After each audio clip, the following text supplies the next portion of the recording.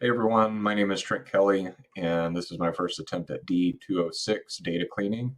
And to start out, we'll go over the table of contents. So firstly, we'll be going over the research question, the data cleaning plan, and data cleaning itself, and then any supporting documentation. To start out, my research question was, what is the relationship between the level of education and number of readmissions? And let me actually just restart this so we can go through the code in real time. And so describing part B, describe all variables in a data set regardless of the research question and indicate the data type for each variable. Use examples from the data set to support your claims. And when I looked at this, I wasn't exactly sure what it wanted me to do. And so, I have some relative handle on Python and pandas. And so what I thought would be maybe more intuitive, instead of just pulling out each individual variable and making like a markdown box here and just describing, putting it in manually. I wanted to see if I could just create like a data frame and have everything in it. And one, it would make my life a little easier. I wouldn't have to go through 50 some variables or whatever is in the CSV file, excuse me, and manually input everything. And I was confident that pandas would enable me to do that. So that's what I did. So starting out, importing the libraries that we're going to be using for the entirety of this project. So we're importing pandas, NumPy, Matplotlib, and then I have not used these before. Well, I've used Seaborn, but Skylearn for the PCA at the end of the project, and Seaborn for the PCA as well. And so they're imported and they're shorthanded as PD, MP, PLT, and SNS. And then we need to actually import our CSV file. And so the data frame I'm creating is medical_CSV, and it's being read from this location. So we'll go ahead and run that. And so what I like to do, and it kind of got me in the habit from doing the Udacity nano degree, is just verifying that you have the correct data set that you're wanting to pull from. And so quick way of doing that is just looking at, you can put 10 in here or 20, and it will just pull that many. So then you can look through and say, yep, it's the right one I'm looking for. Typically just leave it to default, which is pulling 5 rows, just to make sure that I've got the right CSV file. And so this is answering B. And so what I've done here is, so these are the columns that I'm going to be using, which are all of them per the instructions that I need to look at all of them. And so that is going to be called medical columns or medical_columns, and then creating my new data frame B, just for the task, because we're on B. B_df for data frame, and what I'm looking for is I'm going to be naming the 3 columns because I want the name, I want an example, and I want a data type. And so getting the specific values that I'm looking for. So for the columns in medical columns up here, what I'm specifically looking for is the data type. So we're getting the data type, or data type over here, and an example value.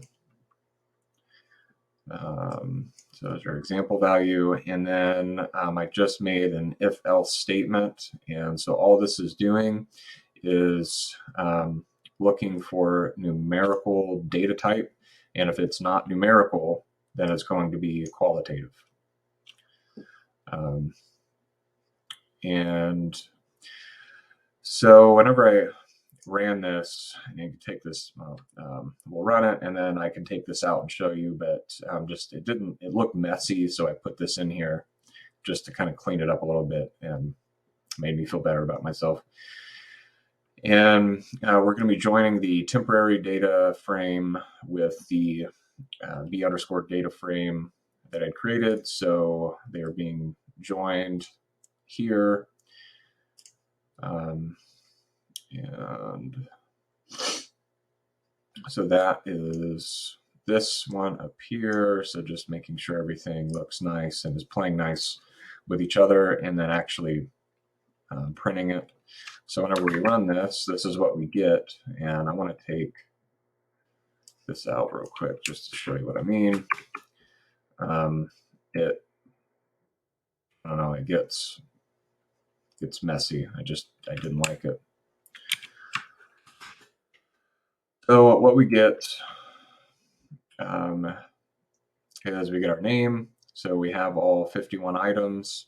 We get examples, and you can change which example you get. So if you wanted to do 5th, you can change that. I just left the first one because it doesn't matter. And then our data type, it's telling me basically, is there any numerical data types in here? If not, they are going to be made qualitative. So that's a quick way for me to tell what's going on. Now for the items, there is no inherent descriptions in the CSV file. So when you look at the data dictionary, you have to pull those out. And so we still have examples and whether or not they're quantitative or qualitative over here. I put down here what they are. We will come back to this because we're going to change this. We're going to actually put the names in here as part of our data cleaning. And so C1, explain the plan for the data, for cleaning the data by doing the following. Propose a plan that includes the relevant techniques and specific steps needed to assess the quality of the data in the data set. So when looking at the data from a data cleaning perspective, the raw CSV file is reviewed really just to get an idea on what's going on. I look at it, get just a feel for what's happening, see if I can spot any immediate anomalies. So like naming problems, formatting issues, do we have yes, no, or 0, 1 in the same column? I just try and get a feel for it and see if there's anything obvious going on. And then from there, I can start utilizing my functions. And the functions that I will use are like the info, describe, count, and duplicated. This tells me just about everything that I personally want to do with the data, what's happening to it, and gives me an appreciation for some things I need to work on. And so what I look for is I'm looking for null values, which can be verified by info and count, duplicates, which can be verified through duplicated, and I'm looking for outliers, which we can find through describe. And so starting out, looking at info, we'll run that. And that's info really gives us a lot of information about the data, gives us the data type, our null counts, which we can already see that we've got some null values because the total that we have is 10,000. And gives us all our names. And so it does appear like we have some null values in float 64 and a single object column. And the null values that we see are children, age, income, soft drink, overweight, anxiety, and initial days. And when we look at the describe, this gives us more of a statistical analysis on the data that's present. And so, we can look at, the total counts, non-null counts because it's still going to show us when there's null values. Our mean, our standard deviation minimum, and our quartiles, 25, 50, 75%, and then the max. And so what I will look at is our standard deviation, because ideally speaking, the closer to 1 we are, the better, but so I just kind of look at that. And then for like outliers, I also look at the minimum and look at the max.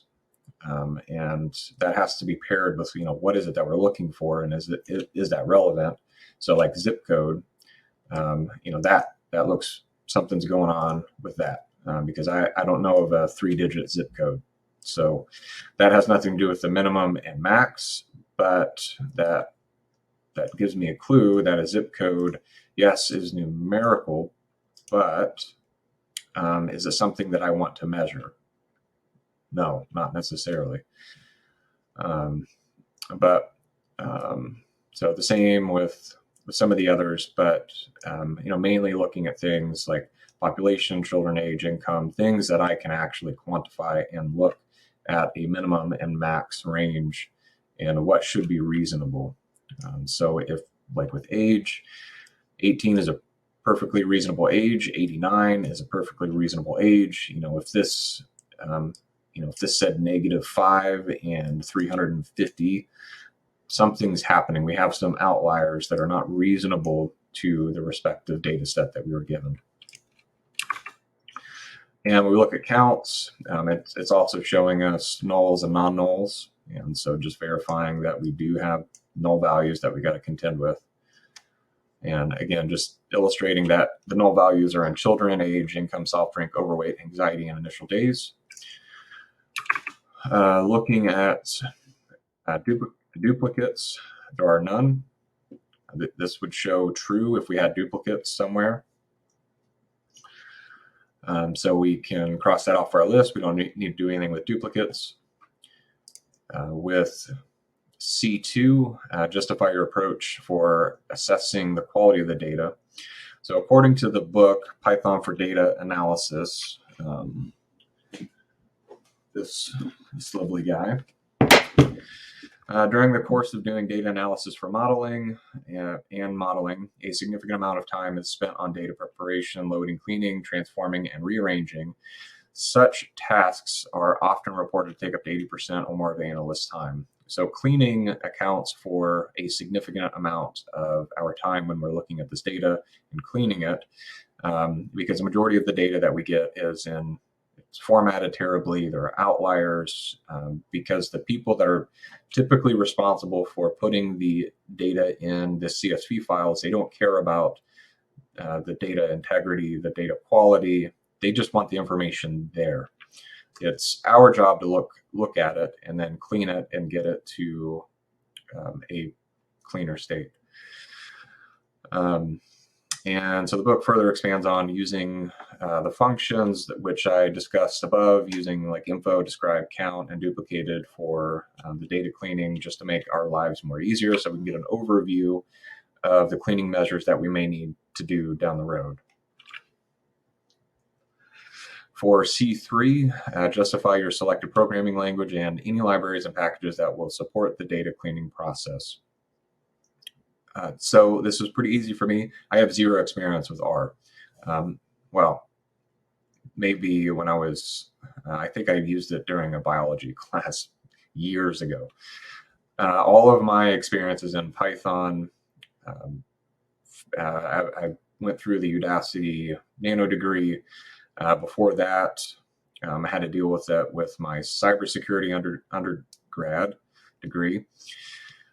So that's really what I have all my experience in. So it was a no-brainer to utilize Python. That's what I'm familiar with. That's what I'm comfortable with, and it was much more advantageous for me to use that over something like R, where I have no experience.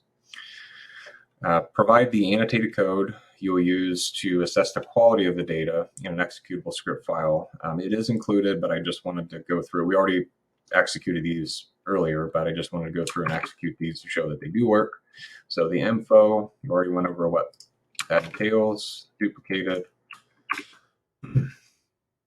our counts, and our describe. So these will be attached, but I just wanted to execute them in real time. D1, describe the findings for the data quality issues found from the implementation of the data cleaning plan from Part C. So I looked for duplicates, which there were none. Missing values, there are some null values. And children, we have 2,588, age 2,414, income 2,464, soft drink 2,467, and overweight 982. So we're going to have to contend with those. Outliers, zip codes. So I mentioned this earlier, but that one, the minimum zip code, it says is 16. So there's something, 610, sorry. The zip codes should all be 5 digits. So there's something going on we need to investigate. Income is $154. This is a possible income, may not be an outlier. Who am I to judge? But something that just kind of stuck out. Formatting, there are 8 items that have no column names. This needs to be updated to have column names so we know explicitly what those are if we were to use those columns. It just makes sense. If they have names, put them in there. So there are some categorical anomalies that could be changed during a wrangling phase. Yes or no for some columns, 0 to 1 for others. So these Boolean values need consistency. So if I were to mess with the categorical anomalies, which according to the lecture, which I have cited down below, says that this isn't technically a part of data cleaning and we don't have to focus on it. So I just didn't mess with it for this, but they are there, but I did leave them alone. So for D2, justify your methods for mitigating the data quality issues in the data set. Duplicates, again, no action needed, no duplicates are present. For missing values, I'm going to be using fill NA, and according to the Python for data analysis, rather than filtering out missing data and potentially discarding out data along with it, you may want to fill those holes in any number of ways. For most purposes, the fill NA method is a workhorse function to use.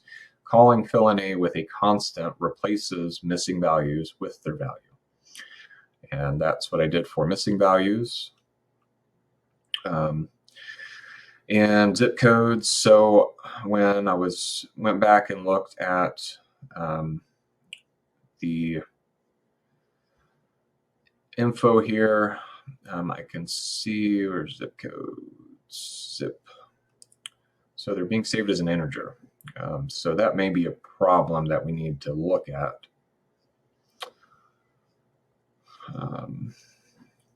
And so they're stored as int64. So I've decided to change those to a string and then fill to 5 because the zip codes should be to 5 digits. And this is just the little snippet that I ran. So what that's saying is my medical CSV copy, I made a new data frame for this. The medical _CSV_ copy is going to be the cleaned copy of my data that I'm be using moving forward. And so it's changing to a string, and then the string is being filled to 5. You could change that if you want. Change it out to a larger, smaller number if the data requires it. With income, after I thought about it, $154, that could very well be somebody's income. So I don't know that I want to consider that an anomaly or an outlier, so I left it alone. The column names will be renamed using the column mapping function. All right. So this is the zip code that is being done. So the first thing I did is I made my copy. So again, the medical _CSV_ copy, this is going to be the data frame that I use moving forward for all of my data cleaning. So I have something separate from the medical_CSV data frame that we used above. And then it's changing the format from an int64 to changing the data type. Yeah, I read data frame. int64 data type to an object and filling it to 5. So there's our change, and there is our filling it to 5. Removing the null values. So it's taking the copy, and we are filling the fill in A. And I decided to use the mean function with numeric only. So it is taking the mean of the columns and using that to fill any NA. And after reviewing the CSV file for the object, SoftString decided against manipulating it, as we can still utilize the data in a meaningful way as it currently is. Let's see, SoftString.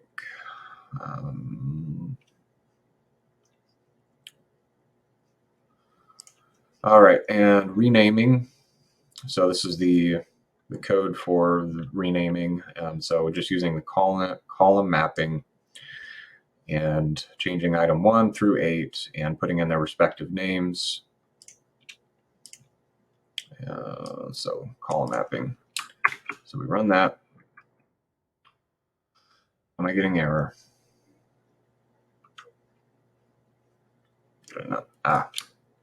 It would help if I first define it. There we go. Now the problem was it was not defined.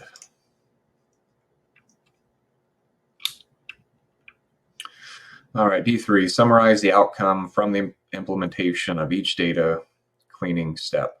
So duplicates, again, no action is needed. For missing values, we filled the nulls with the mean of the affected column. We should be able to see this on our describe function. We should see some numerical or statistical change to that, since we did update the NAs to means. We should see some effect on our describe function. Zip codes, the zip codes were format changed to a string and then filled to 5 digits. So we can verify a lot of this just by using our info. So looking at our null values, all of our everything except for the SoftString, which is an object, was changed. So everything was filled in with mean values, and we can check that later. Our item columns are now changed. I forget where they start. I want to say they start right here. Right here, rather. So no longer item numbers and have actual names. And we can, I'm looking at null fixes. So we should see a difference, a statistical difference or numerical difference. And this is from the original that we have not touched. And this is one of the main reasons I did make a different data frame, so I could compare and contrast easily from the original data set to the clean data set. So this is the original, and this is the updated. And zip code is not going to be in here because it's no longer a quantitative value. It's now a string, so it's not going to be in the describe. That's why it's missing from right here. And so let's see. So our standard deviation should be different. So let's look at something. Let's look at population.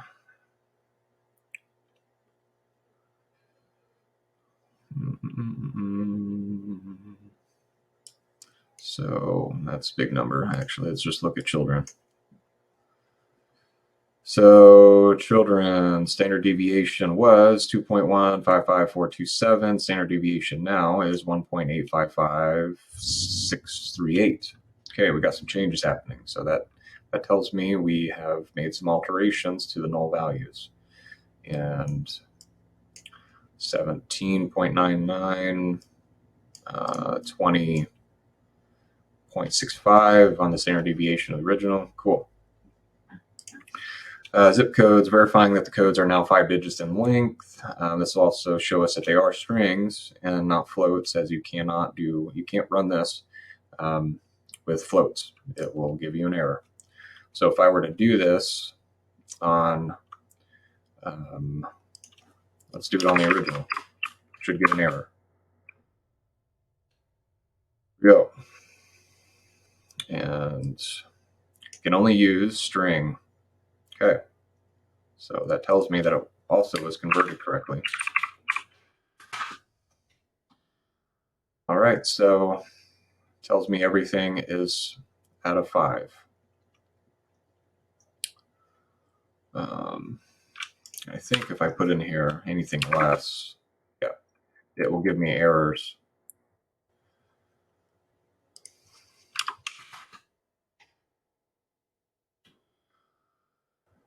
Okay, so we've got that. Everything is 5. Yeah, this is just saying our standard deviation has decreased on our updated null values or columns. And D4, summarize the data cleaning process, provide the annotated code, so that will be attached. Provide a copy of the clean data set, that will be attached, but it is right here. D6, summarize the limitations of the data cleaning process.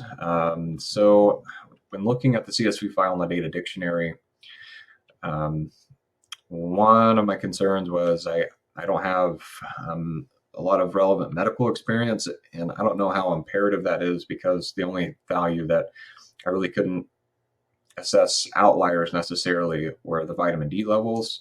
Sure, I could probably look that up, but what I would rather do is consult with a medical professional that understands what the extremes are and what is reasonably expected, so then I could appropriately identify what our outliers would be from that. And with the soft drink, it may seem trivial, but the way that it was worded, I wouldn't say that it was open-ended. It's not very detailed, and I would rather have seen a scale like we've seen scaling with the other columns, where there's a range. Maybe see a 1 to 5 or whatever is consistent with the other scaling from like the items. I believe it's a 1 to 8. But all it had was basically, do you drink 3 or more sodas daily? 3 or more sodas daily. But all in all, I wouldn't say an expert. I mean, that's why I'm going to school. But when looking at the CSV file for what I wanted to do and the questions that I had, I would say that the CSV file was pretty clean. I know with my limited experience through my actual job, I've seen way worse, especially with formatting, issues with spelling, extreme outliers, just people who do not have an overall interest or investment in the quality of data that they're putting in the spreadsheet. So again, it could just be from my lack of experience, but I felt that the CSV file was pretty clean. I'm sure when I submit this, I'll probably hear otherwise. D5, discuss how the limitations summarized in D6 could affect the analysis of the question or decision of Part A. So with my research question being, what is the relationship between the level of education and number of readmissions? My question was pretty simple, and I don't feel that it would be affected from the limitations of the data that I was given. However, if I were to be looking at specifically vitamin D levels or a more quantitative approach to soft drink consumption, because I know people that will drink a 6-pack of soda every day.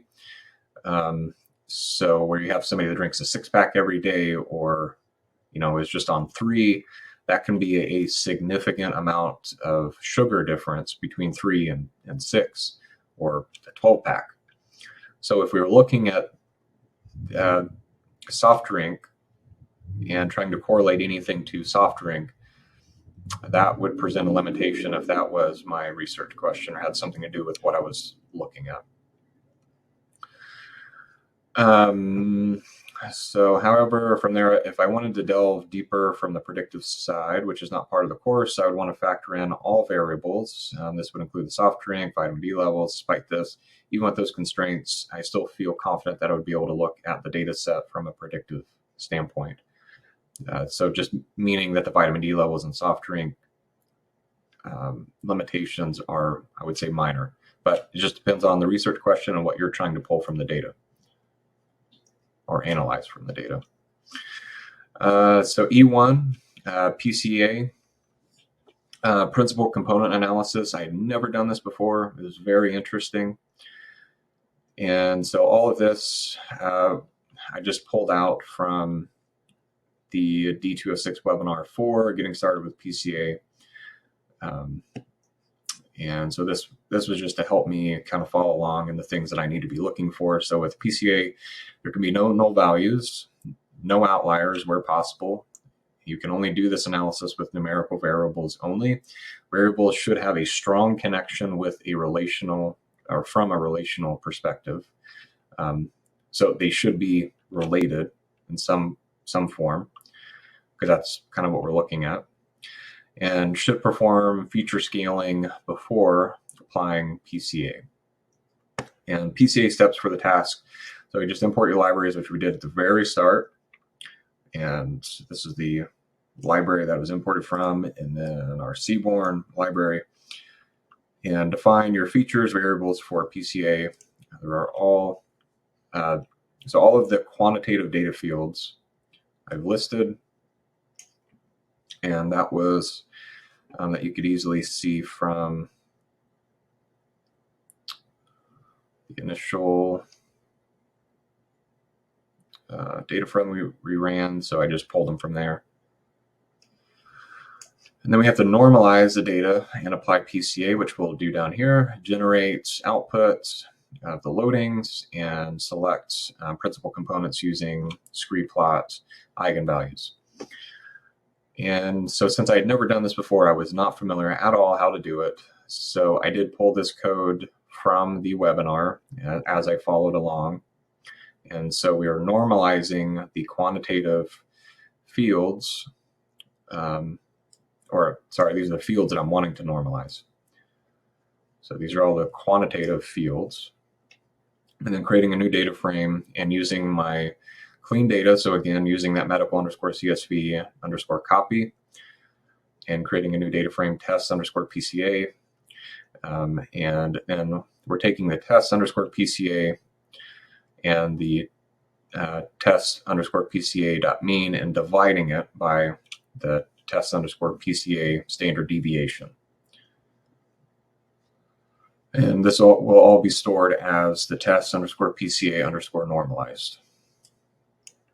And then taking my data, the original data frame, and verifying that Python can accurately identify the shape and apply the PCA that includes the shape and fit PCA to normalized data set. So PCA fit, and then there's our normalized data frame that we created up here. And so then adding in our PC1 column or PC columns. So just making these columns, then generating a new data frame with the PC1 through PC15 columns with our loadings. So here's our loadings, and they're going to be going into columns PC1 through 15. And our normalized columns, and then just printing our loadings, which is this data frame here.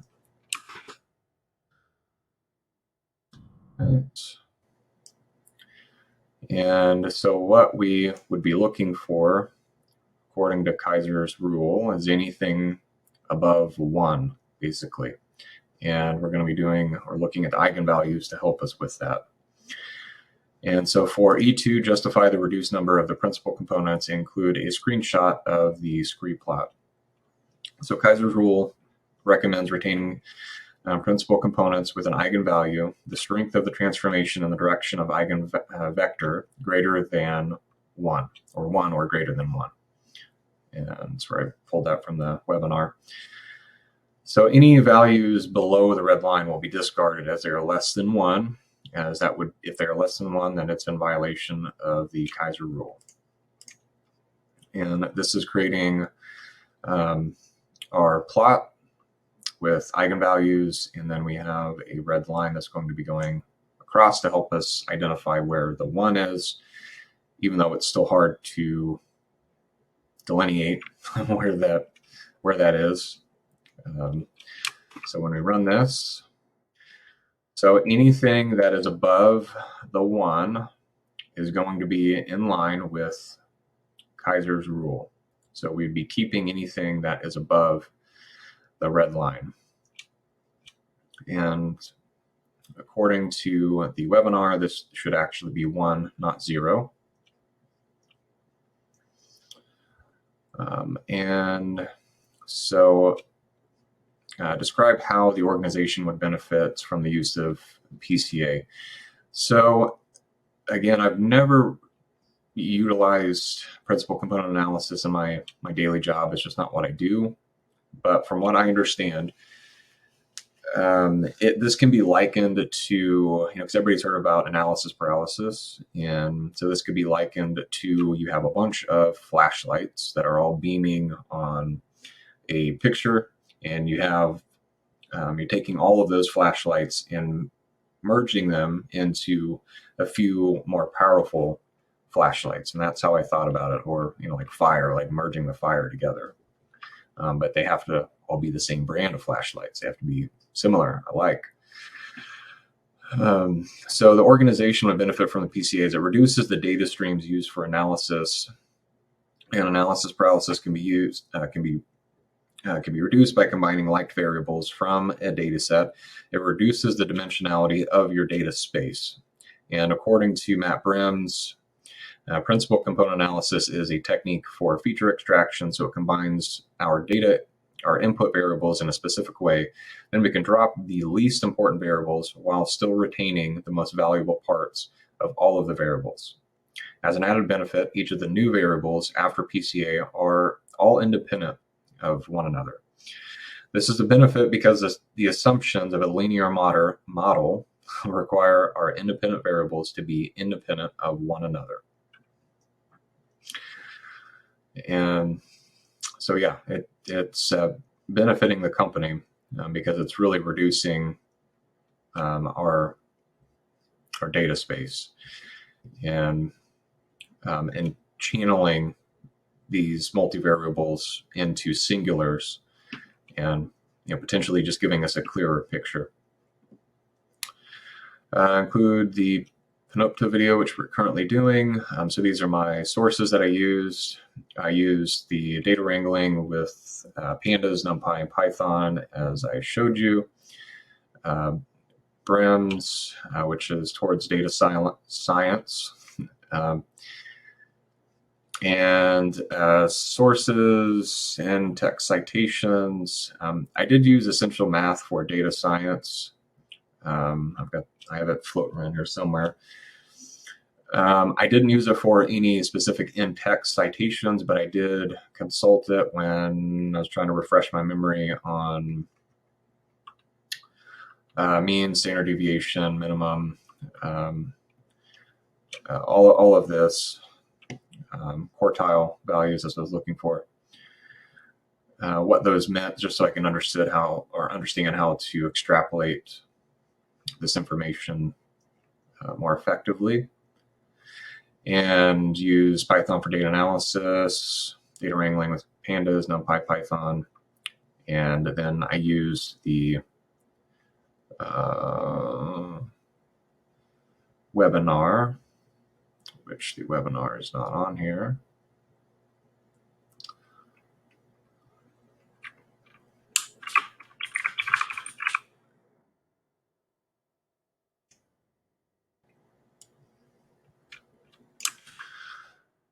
So the webinar, I will update this so the webinar is included with its appropriate format. And that is everything. So I appreciate your time and listening to me talk about my project, and I look forward to your feedback. Thank you.